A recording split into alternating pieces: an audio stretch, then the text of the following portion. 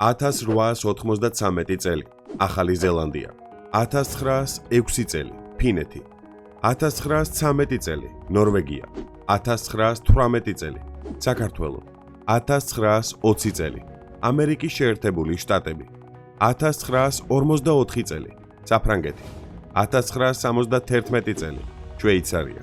2015 წელი, საუდის არაბეთი.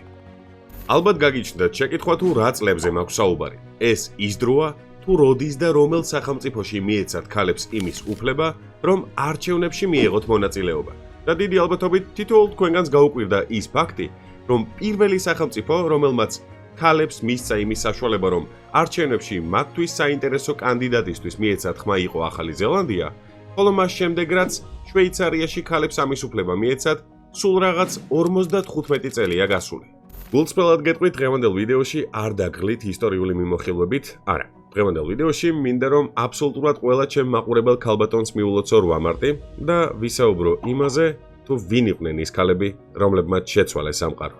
სანამ დღევანდელი ვიდეოს მთავარ გმირებზე ვისაუბრებ, მანამდე გეტყვით ერთ საკმაოდ მნიშვნელოვან ფაქტს. ოდესღაც ქალებს განათლების მიღების საშუალებაც კი არ ჰქონდათ, თუმცა ეს რა თქმა უნდა დღეს შეცვლილია.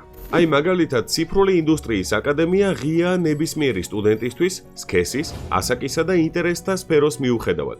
აქ თქვენ დაგხვდებათ პროფესიონალთა გუნდი, რომელიც დაგეხმარებათ პროფესიული კარიერისა და დასაქმების თვალსაზრისით.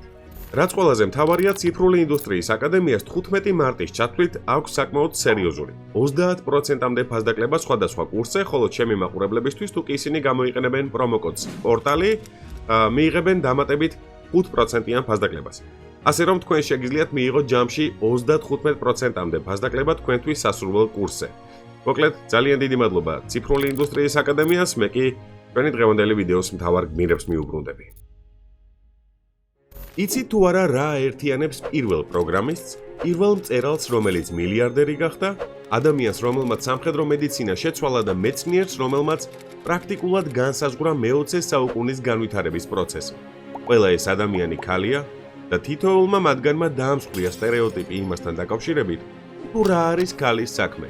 მიაღწია სფეროში საუკეთესო შედეგს და ფაქტობრივად საფუძველი ჩაუყარა თანამედროვე სამყაროს. მოდით გადავხედოთ ნობელის პრემიის სტატისტიკას. ჯამში 2026 წლისთვის გაცემულია 1026 პრემია. აქედან მხოლოდ 67-ია გაცემული ქალზე.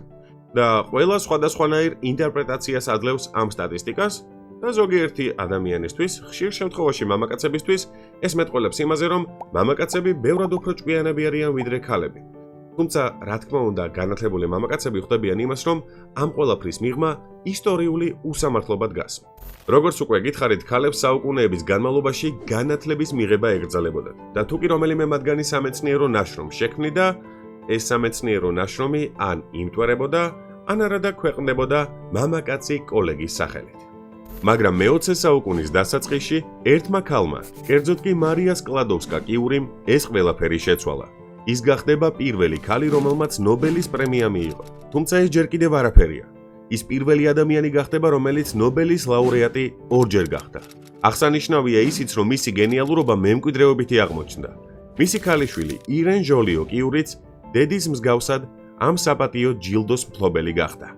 მოდით ვისაუბროთ იმაზე, თუ როგორ მოხდა ის, რომ ქალი, რომელსაც ლაბორატორიაში შესვლასაც კი უკრძალავდნენ, გახდა პირველი ადამიანი, რომელმაც ნობელის პრემია ორჯერ მიიღო. როგორ მოხდა და მან სამყაროს რადიაცია გააცნო. ოღონდ ეს არ იყო მარტივი ან უსაფრთხო პროცესი. ის რადიუმის ნიმუშებს ჯიბით ატარებდა. მისი სამუშაო მაგიდა კი ყოველდღე იფარებოდა რადიაციული მტვერით. მას არ ჰქონდა დამცავი აღჭურვილობა, იმიტომ რომ მაშინ არავინ იცოდა თუ რამდენად საშიში იყო ეს ყველაფერი.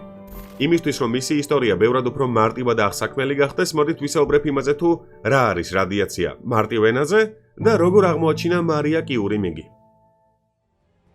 წარმოიდგინეთ რკინა, რომელიც ერთ ადგილას დევს.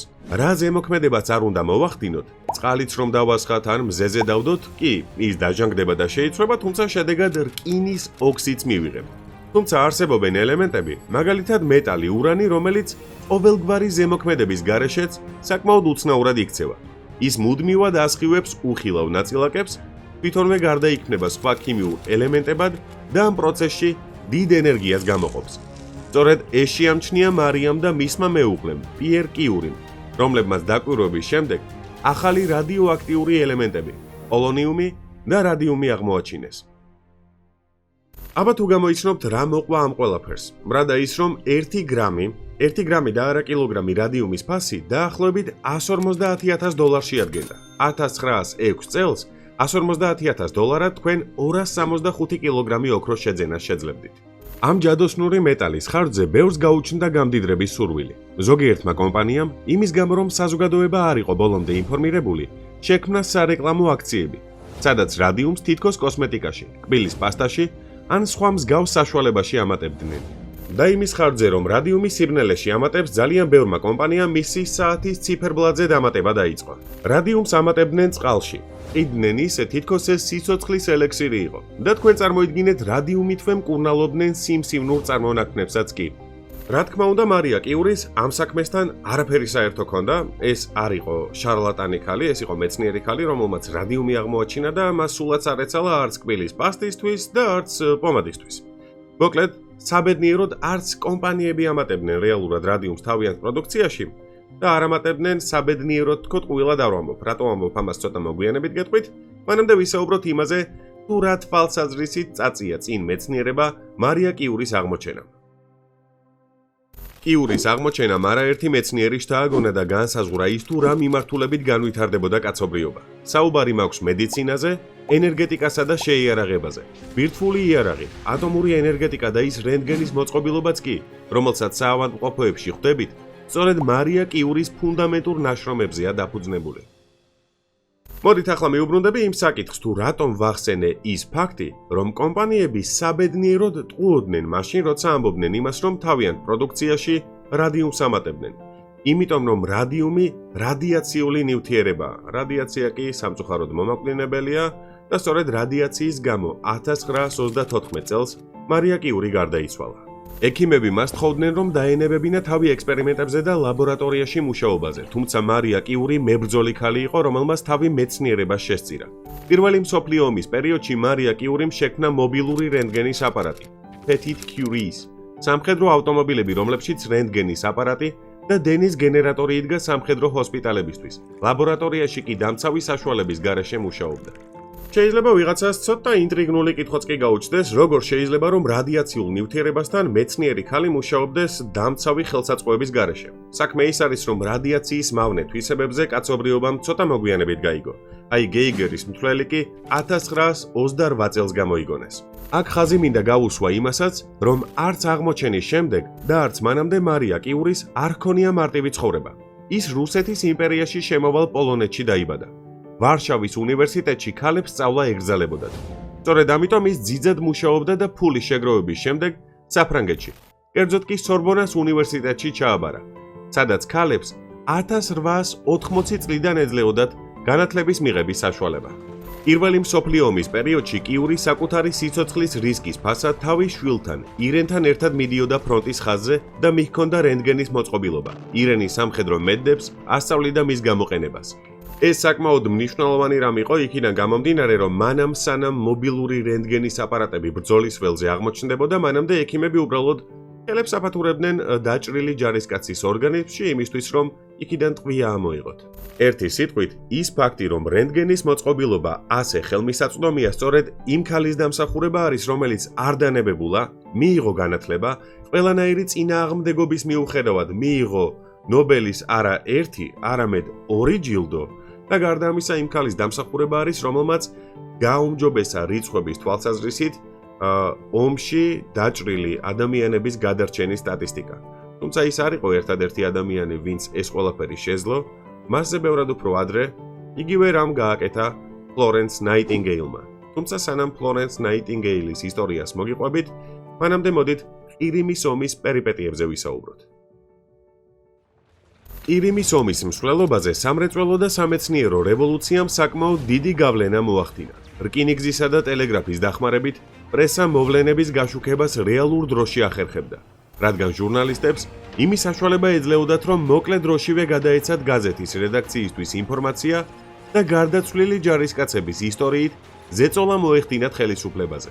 დღეს ინფორმაციის მისაღებად ჩვენ ვიყენებთ ტელევიზიას, ინტერნეტს და გარდა ამისა სოციალურ ქსელებს. ისე სოციალურ ქსელებზე იმის თქმა შემიძლია, რომ ჩვენს Telegram არხზე ყოველთვის იდება ინფორმაცია იმასთან დაკავშირებით თუ რაზე იქნება მომდევნო ვიდეო და გარდა ამისა პატარა სიახლე გელოდება თუ კი გაწევრიანდებით, შეძლებთ დროსთან ერთად აუდიო პოდკასტების მოსმენა სხვადასხვა კრიმინალურ ისტორიაზე, ასე რომ შემოდით ჩვენს Telegram არხზე. ხო, მოკლედ რა ვყვებოდი, იმას რომ ბრიტანულმა გაზეთმა The Times-მა გამოაქვეყნა სტატია იმასთან დაკავშირებით, რომ ფრანგ ჯარისკაცებს კარგი კვება აქვს. გამოცდილი მედდები უვლიან, უცვლიან თეთრეულსა და სახვევებს. აი ბრიტანელი ჯარისკაცები კი იმის ხარჯზე, რომ მათ არ აქვთ შესაბამისი დახმარების მიღების საშუალება, ხშირად სამხედრო ჰოსპიტალის იატაკზე წვანან და მანდვე იღუპებიან. ოღონდ აქ ერთი რამ არის გასათვალისწინებელი. მე-19 საუკუნისთვის ეს ჩვეულებრივი დამახასიათებელი რამ იყო. ანუ სახელმწიფო დიდად მაინც არ ზრუნავდა თავის დაჭრილ ჯარისკაცზე. არადა მაშინ, როდესაც სამხედრო მრეწველობა ვითარდებოდა. აი მაგალითად ბრიტანელებმა შექმნეს Enfield M1853, რომელიც რუსი ჯარისკაცების იარაღზე უფრო ზუსტიც იყო და შორსაც ისვრიდა. ყველაზე მნიშვნელოვანი კი ის იყო, რომ მუშკეტს არა ხელით, არამედ დანადგარებით ამზადებდნენ, რის ხარჯზეც მას მარტივად შეცვლადი ნაწილები ჰქონდა და შესაბამისად მათი შეკეთება მარტივი იყო. ახლა უცებ აგიხსნით იმას თუ რა შუაშია ომი, სამხედრო მრეწველობა და Florence Nightingale ერთმანეთთან. მოკლედ, მაშინ, როდესაც ჟურნალისტებმა გამოაქვეყნეს ის სტატია, რომელზეც უკვე ვისაუბრე, დიდი ბრიტანეთის სამხედრო მინისტრმა Sidney Herbertმა Florence Nightingale-ს და სხვა მედდებს უთხრა, რომ ისინი წასულიყვნენ სამხედრო ჰოსპიტალებში, ენახათ იქ მყოფი ჯარისკაცების პირობები და თუ კი რაიმე მთლად კარგად ვერ მიდიოდა, გაიუმჯობესებინათ იგი. მაშინ, როდესაც Florence Nightingale-ის კუტარის სამხედრო ჰოსპიტალში ჩავიდა, მას იქ ჯოჯოხეთი დახვდა. დაჭრილები იწვნენ საკუთარ სისხლსა და ჭუჭყში. ჰოსპიტალში კი დარბოდნენ ვირთხები. არ არსებობდა სუფთა წყალი და ელემენტარული საკვებიც კი. ექიმები თავიდან სკეპტიკურად უყურებდნენ Florence, თუმცა მან იცოდა ის, რაც მათ არ ეცმოდათ. ომს იარაღზე მეტად ჯანმრთელი ჯარისკაცი იგებდა. სწორედ ამიტომ მან დაიწყო მონაცემთა შეგროვება და მათი ანალიზი. ეკრანზე თქვენ ხედავთ მის მიერ შედგენილ დიაგრამებს, სადაც ის დეტალურად ხსნიდა იმას, თუ რის გამო იღუპებიან ბრიტანელი ჯარისკაცები. წითელი შრე სასიკვდილო ჭრილობებია, შავი შრე სხვა მიზეზები, აი ლურჯი კი დაავადებებით გარდაცვალების შემთხვევებია. აღნიშნული დიაგრამები და ანალიტიკა Florence Nightingale-მა გაუგზავნა დედოფალ ვიქტორიას, რის შემდეგაც სამხედრო ჰოსპიტალებში დაჭრილი ჯარისკაცების მიმართ მიდგომა რადიკალურად შეიცვალა. თუკი აქამდე ჯარისკაცების სიკვდილიანობის მაჩვენებელი ანტისანიტარიისა და დაავადებების ხარჯზე 42% შეადგენდა, მისი კვლევების შემდეგ მაჩვენებელი 2%-ზე ჩამოვიდა. Florence Nightingale-ის ანალიტიკის შემდეგ საჯარისო დანაყოფების მიმართ მიდგომა შეიცვალა. მან კარგად ახსნა ის, რომ ჯარისკაცების მოვლა არა მხოლოდ ჰუმანური, არამედ ეკონომიკურად გამართლებული ამბავიც არის და ახლავე აგიხსნით რაც გულისხმობ. ეკონომიკურად ბევრად უფრო მომგებიანი არის დაჭრილი ჯარისკაცის განკურნება და თუნდაც ისევ საბრძოლო ველზე გაშვება, ვიდრე ახალი ჯარისკაცის რეკრუტირება, გადამზადება, მისი შეიარაღება, მისთვის შესაბამისი აღჭურვილობისა და უნიფორმის შეკერვა და შემდეგ უკვე ბრძოლის ველზე გაშვება. Florence-ის დამსახურებით მედდის პროფესია, რომელიც მანამდე დამამცირებლადაც კი ითვლებოდა საპატიოდ და აუცილებელ საქმედ იქცა. მან დაამტკიცა, რომ ჰოსპიტალი ის ადგილია, სადაც ჯარისკაცს ბრძოლის ველისგან განსხვავებით მშვიდად ყოფნა შეუძლია. ომის შემდეგ მან პირველი საექნო სკოლა დააარსა და საფუძველი ჩაუყარა თანამედროვე ჯანდაცვის სტანდარტებს, რომლითაც დღეს მთელი მსოფლიო სარგებლობს. სამხედროები Florence Nightingale შეარქმევენ ლამპრიან ქალბატონს, Lady with the Lamps. ღამით როცა ყველა ექიმს ეძინა, ის ლამპრით ხელში სათითაოდ ჩამოუვლიდა დაჭრილებს, რათა მათი მდგომარეობა შეემოწმებინა. სხვათა შორის საკმაოდ საინტერესო არის ის ფაქტი, რომ ფსიქოლოგებმა იმ მოვლენას, რომლის დროსაც მედ და სან ექიმს უყვარდება თავისი პაციენტი, შეარქვეს Florence Nightingale-ის ეფექტი. ერთი სიტყვით, Florence Nightingale-მა თავიდან ბოლომდე შეცვალა ჯარისკაცების ბედი სამხედრო ველზე. მან დაამტკიცა ის, რომ მოვლა, ზრუნვა და პატრონობა იმდენადვე ძლიერი იარაღია, როგორც თოფი და ზარბაზანი. მაგრამ რა ხდება მაშინ, როდესაც ბრძოლის ველი არა ნანგრევები, სამხედრო ბაზები ან სისხლიანი სანგრები, არამედ დაფა, რომელიც 64 თანაბარ უჯრად არის დაყოფილი. ახლა უნდა ვისაუბროთ ჩვენი ქვეყნის სიამაყეზე, ნონა გაფრინდაშვილზე. ნონა გაფრინდაშვილი ის სახელი და გვარია, რომელიც ჭადრაკის ისტორიაში ოქროს ასოებით წერია. წარმოიდგინეთ გასული საუკუნის 60-იანი წლები. ჭადრაკი ითვლებოდა მამაკაცურ თამაშად, სადაც ქალებს მხოლოდ ცალკე სუსტ ლიგაში ასპარეზობის უფლებას აძლევდნენ. ითვლებოდა, რომ ქალის გონებას არ ჰქონდა ისეთი სტრატეგიული გამძლეობა და ცივი გათვლა, როგორიც დიდოსტატებს სჭირდებოდათ. მაგრამ ნონა გაფრინდაშვილმა ყველაფერი თავდაყირა დააყენა. ის გახდა პირველი ქალი ისტორიაში, რომელმაც საერთაშორისო დიდოსტატის ტიტული მოიპოვა მამაკაცთა შორის. ის არ თამაშობდა მხოლოდ ქალებთან. გაფრინდაშვილი ჯდებოდა დაფასთან იმ ეპოქის უძლიერეს მოჭადრაკეებთან და სათითაოდ ამარცხებდა მათ. მისი თამაშის სტილი ხშირად არა თავდაცვითი, არამედ აგრესიული და შემტევი იყო, რაც ბევრში გაკვირვებას იწვევდა. წარმოიდგინეთ დარბაზი, სადაც ჰაერის სიგარეტის კვამლითა და დაძაბულობით არის გაჟღენთილი. მაგიდასთან სხედან მამაკაცები, რომლებისთვისაც ჭადრაკი არა უბრალოდ თამაში, არამედ ინტელექტის გამოცდაა. ეს არის საბრძოლო ველი, სადაც ბევრის აზრით ქალის ადგილი არ არის. პირველი სერიოზული გამარჯვება ნონა გაფრინდაშვილმა 1956 წელს 15 წლის ასაკში თბილისის ქალთა ჩემპიონატზე მოიპოვა. სწორედ აქედან დაიწყო მისი სვლა დიდ სპორტში. 1961 წელს 20 წლის ასაკში მან მოიგო პრეტენდენტთა ტურნირი ვარნიაჩკა ბანიაში, რის შემდეგაც მას მსოფლიო ჩემპიონატზე ასპარეზობის საშუალება მიეცა. მომდევნო წელს კი 21 წლის ასაკში მან დაამარცხა ელისაბედ ბიკოვა და პირველად გახდა მსოფლიო ჩემპიონი. 1977 წელს ლონ პაინის ტურნირზე მან პირველი ადგილი დაიკავა. ეს იყო გარემო, სადაც უძლიერესი კაცი დიდოსტატები თამაშობდნენ. სწორედ ამ გამარჯვების შემდეგ გადაწყვიტა ფიდემ, რომ მისთვის მამაკაცთა შორის დიდოსტატის ტიტული მიენიჭებინათ. ნონა გაფრინდაშვილი არ არის უბრალოდ მოჭადრაკე. ეს არის ქალი, რომელმაც ყველანაირი სტერეოტიპი დაამსხვრია და დაამტკიცა ის, რომ ინტელექტს არ აქვს სქესი. მან შექმნა ეპოქა, სადაც ქართველი ქალისთვის ჭადრაკის თამაში არა უბრალოდ თამაშის პროცესი, არამედ თვითგამოხატვის საშუალებაა. სწორედ ნონას დამსახურება ის, რომ ქართველ ქალებს მსოფლიო მასშტაბით ჭადრაკის დედოფლებს ეძახიან. სხვათა შორის ჭადრაკი არ არის ერთადერთი რამ, რასაც სტერეოტიპულად უყურებენ და ამბობენ, რომ ეს ქალის საქმე არ არისო. ბევრი თვლის, რომ პროგრამირება კაცის საქმეა. არადა მაშინ, როდესაც პირველ პროგრამისტად ალბათონი ადა ლავლეისი ითვლება. ადა ლავლეისი ლორდ ბაირონის შვილი იყო, თუმცა პოეზიის ნაცვლად მან თავი მათემატიკას მიუძღვნა. წარმოიდგინეთ, რომ 1853 წელია. კაცობრიობის უდიდეს მიღწევად ნავთის ლამპები, რკინიგზის მშენებლობა და ორთქლის ძრავები ითვლება. ადა ლავლეისი კი ფურცელზე წერს კოდს, რომელიც 100 წლით უსწრებს პირველი კომპიუტერის შექმნას.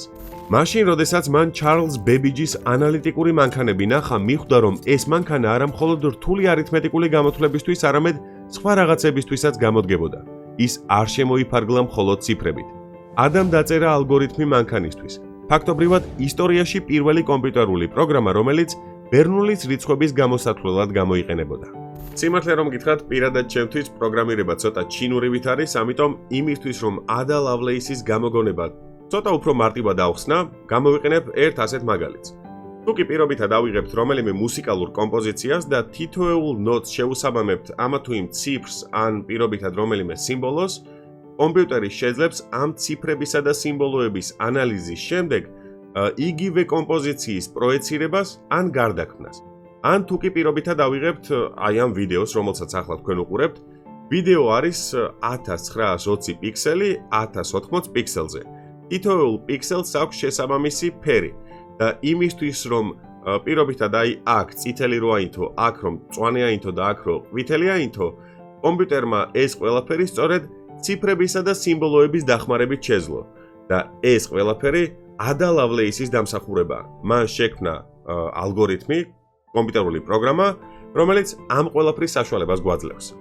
სამწუხაროდ, ადა ლავლეისი 36 წლის ასაკში გარდაიცვალა. მისი ჩანაწერები საუკუნეზე მეტხანს ინახებოდა, თუმცა მეორე მსოფლიო ომის დროს ალან ტურინგმა თანამედროვე კომპიუტერული მეცნიერების მამამ ნაცისტური გერმანიის ენიგმა სწორედ ლავლეისის ნაშრომებზე დაყრდნობით გატეხა.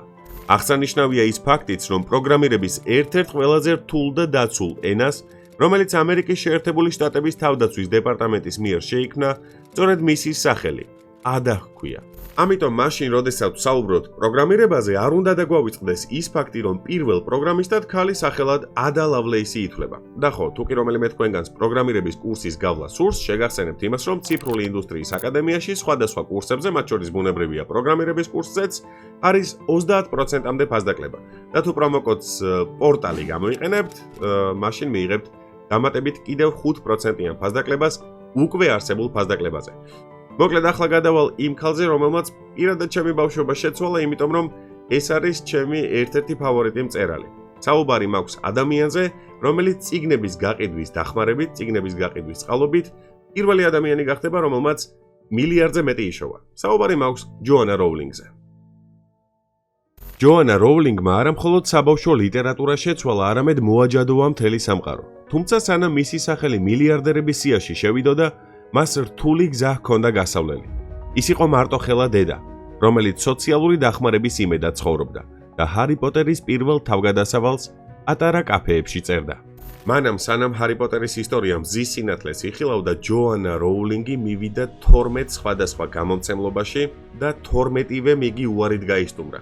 მიზეზად სახელდებოდა ის, რომ საბავშვო წიგნები არ არის მომგებიანი და შესაბამისად მათი გამოცემა გამომცემლობებს არ აწყობდა. თუმცა რა თქმა უნდა ჯოანა როულინგი არ დანებდა და ბოლოს გამომცემლობა ბლუმსბერიმ მას თანხმობა მისცა, მაგრამ მხოლოდ ერთი პირობით. იმ პირობით, რომ წიგნი გამოვიდოდა არა ჯოანა როულინგის ავტორობით, არამედ ავტორის ინიციალებით. სხვათა შორის ბევრმა არ იცის, რომ ჯოანა როულინგს არ აქვს ეგრეთ წოდებული middle name, ანუ შუა სახელი. არ ვიცი სიმართლე რომ გითხრათ, ამას ქართულად რა ქვია. მოკლედ, J.K. როულინგი გულისხმობს ჯოანა კეით როულინგს და კეითი მოდის მისი ბებიის კეითლინის სახელიდან, ასე რომ წარმოიდგინეთ, რაზე მოუწია ავტორს წასვლა. და თან გასათვალისწინებელია ის ფაქტი, რომ წარმოიდგინეთ 1997 წელია და გამომცემლობა იმის შიშით რომ ფიქრობს, რომ საბავშვო ზღაპარს, რომელიც ქალმა დაწერა, არავინ წაიკითხავს, ავტორს ეუბნება, რომ არა მისი სახელით, არამედ მისი ინიციალებით გამოვიდეს წიგნი. ჰარი პოტერი არ არის უბრალო წიგნი. ეს არის ჯადოსნური თავგადასავალი, რომელმაც არაერთი თაობა გაზარდა. ჯოანა როულინგმა მოახერხა ის, რომ 21 საუკუნის თინეიჯერებიც და მათი მშობლებიც არა გაჯეტებისა და ტელეფონების საყიდლად მდგარიყვნენ რიგში, არამედ წიგნის გამო. იმისთვის რომ ცოტა უფრო უკეთ წარმოიდგინოთ ის თუ ვისთან აქვს, უпроსტოდ კი რასთან აქვს ჯოან როულინგს კონკურენცია, კარგად უნდა ახსნა ის თუ რა ხდებოდა ამ პერიოდში. ეს არის პერიოდი, როდესაც კომპიუტერები, რომლებსაც რთული ბიზნესის სამართავად და რთული კორპორაციების სამართავად იყენებდნენ, უცბად გადაიქცა გართობის საშუალებად. 1985 წელს კომპანია Nintendo-მ 8-ბიტიანი სათამაშო კომპიუტერი გამოუშვა. 1988 წელს შეიქმნა ახალი სათამაშო კონსოლი Sega Mega Drive. 1999 წელს შეიქმნა პირველი GB-ის Game Boy. 91-ში ჰორიზონტზე ინტერნეტიც გამოჩნდა. 94 წელს IBM-ის smartphone და პირველი Sony PlayStation. და ამ ყველაფრის ფონზე გამოცემლობა Bloomsbury დაბეჭდავს მხოლოდ 500 ცალ ეგზემპლარს და ამ 500-დან 200 წავა მაღაზიებში, ხოლო 300 ბიბლიოთეკებში. მაგრამ დროსთან ერთად ჰარი პოტერი გახდება წიგნი, რომელიც 85 ენაზე არის ნათარგმნი და წიგნი, რომლის 600 მილიონზე მეტი ეგზემპლარია გაყიდული. როულინგის ნაწარმოები იმით არის განსაკუთრებული, რომ ავტორმა შექმნა სამყარო, რომელიც უფრო საინტერესო აღმოჩნდა ვიდრე 8-ბიტიანი გრაფიკა. სწორედ ამაშია მისი გენიალურობა. მან დაამტკიცა, რომ კარგ ამბავს, გულწრფელ ემოციასა და ფანტაზიას ვერანაირი ტექნოლოგია ვერ ჩაანაცვლებს. ჯოანამ ფაქტობრივად შეუძლებელი შეძლო. ეკრანების ეპოქაში კითხვა ისევ ტრენდული და ჯადოსნური გახადა. ალბათ შეამჩნიეთ ერთი საერთო ხაზი. თითოეულ იმ ქალს, რომელიც დღევანდელი ვიდეოს გმირი გახდა, ეუბნებოდნენ იმას, რომ მათი ადგილი ამა თუ იმ კონკრეტულ სფეროში არ არის. მაგრამ ისინი არ დანებდნენ. მოჭადრაკე ქალმა დაამტკიცა, რომ ინტელექტს არ აქვს სქესი. ქალმა მწერალმა დაამტკიცა ის, რომ წერლობით მილიარდის შოვნაც კი არის შესაძლებელი. არც ერთი მათგანი არ დანებებულა. სწორედ ამ ყველაფრის ფონზე მინდა კიდევ ერთხელ მივულოცოთ ჩემი არხის ყველა მაყურებელ ქალბატონს 8 მარტი, გისურვებთ ჯანმრთელობას და ბედნიერებას და მინდა გითხრათ შემდეგი რამ. არ მისცეთ სტერეოტიპებს იმის საშუალება, რომ განსაზღვრონ ის თუ რისი კეთება შეგიძლიათ. განვითარდით, შეიმეცნეთ და ისწავლეთ და თუ კი სწავლა მოგინდებათ, არ დაგავიწყდეთ ციფრული ინდუსტრიის აკადემია. მოკლედ, დღეისათვის სულ ეს იყო, კოცნით გეხვევით, მიყვარხართ. დროებით.